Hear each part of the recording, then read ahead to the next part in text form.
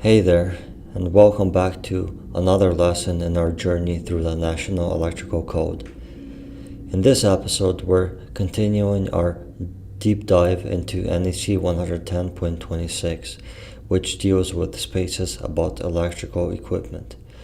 But instead of looking at the depth like we did in the last lesson, today we're focusing on NEC 110.26A2, width of working space.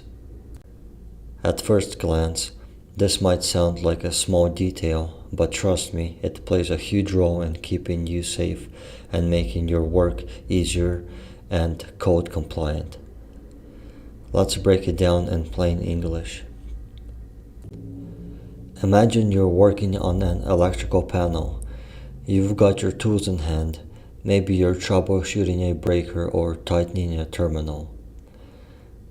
Now imagine you're in a tiny corner with a water heater on one side and a wall on the other. Your elbows are hitting things. You can't move side to side. You can't even step out of the way quickly if something arcs. Sounds uncomfortable and unsafe. That's exactly what NEC 110.26A2 is designed to prevent. This part of the code exists to make sure you have enough room from side to side. In order to use tools comfortably, open panel doors fully, stand safely while wearing PPE, and move out of the way if there's a hazard. Let's look at what the NEC actually says simplified. The width of the working space must be the width of the equipment or a minimum of 30 inches, whichever is greater. The space must also allow for equipment doors to open at least 90 degrees. Let's unpack that. Minimum width is 30 inches. Working space must be at least 30 inches wide. This means from side to side you should be able to stretch out your arms or nearly so and not hitting anything. This space does not have to be centered on the equipment. It can be off to one side as long as there's clear, uninterrupted 30 inches wide zone in front of the panel or gear. If the equipment is wider than 30 inches, then the working space must match the full width of the equipment. So if you're installing a 40-inch wide panel board, you need at least 40 inches of clear space in front of it, not just the default 30 inches. This ensures that you can access everything across the face of the panel safely. Here's an important part of the rule people miss. The working space must allow equipment doors or hinged panels to open at least 90 degrees. That means no pipes, shelving, or walls should block the door from swinging open. If a panel door can only open halfway, you're not in compliance. And why is this important? Because in an emergency, you may need to quickly access the inside of the panel. If the door gets blocked by nearby water heater or tool cabinet, it slows you down and that puts you at risk. So why was NEC 110.26A2 written into the code in the first place?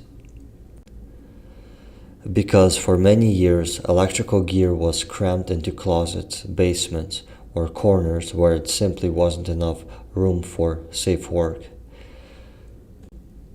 Technicians were bumping elbows into walls, squatting in tight spaces, or even standing sideways just to reach inside a live panel. This was not only frustrating, but dangerous. One slip, one arc, or one electrical fault in a cramped space can result in burns from an arc flash, falls or stumbles from lack of room, or worse, electrical shock or electrocution.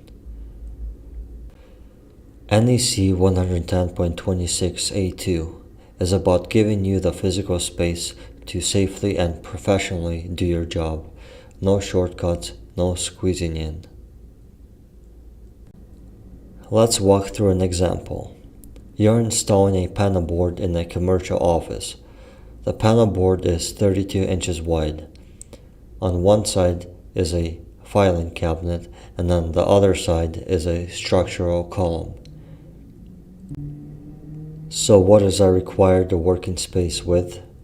Since the panel is wider than 30 inches, you must provide at least 32 inches of clear space in front or side to side.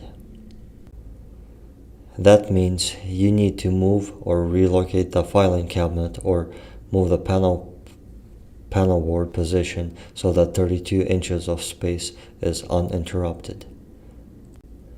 Also, make sure that the door on the panel can swing open a full 90 degrees without hitting the wall or anything else.